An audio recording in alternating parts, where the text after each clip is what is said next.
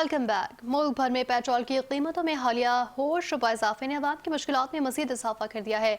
शहरियों का कहना है कि महंगाई के इस तूफान ने उनकी कमर तोड़ दी है। पेट्रोलियम मसनूआत की कीमतों में इजाफे के साथ ही महंगाई की नई लहर भी अवाम को शदीद मुश्किल में डाल रही है। तफसीलात बता रहे हैं फतेहुल्लाह इस रिपोर्ट में।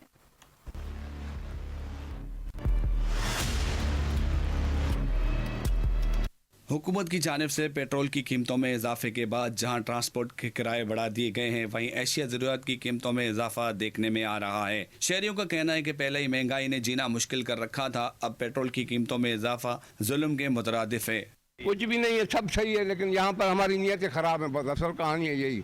शहरियों का कहना है कि अगर पेट्रोल की कीमतों में इसी तरह इजाफा जारी रहा तो रोज़मर्रा के मामूलात अंजाम देना मुश्किल हो जाएगा।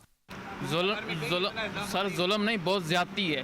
जुल्म तो हद से बहुत गुजर चुका है ना सब कुछ। मुझे नहीं लगता कि वहाँ पे कोई आलमनी कर सकता। पेट्रोल तो आ रहा है, पेट्रोल तो आ रहा है। हुकूमत की नाकिस पॉलिसी है। अब हमारी तनख्वाह अभी इतनी है नहीं और पेट्रोल का रेट इतना बढ़ गया है, कैसे गुजारा होगा। हम अगर अपने बॉस को कहेंगे वो हमारी तनख्वाह थोड़ी बढ़ाएंगे कोई।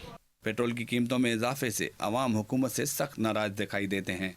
पेट्रोल में इजाफे के साथ ही अवाम की जेब पे भी भारी इजाफा हुआ है।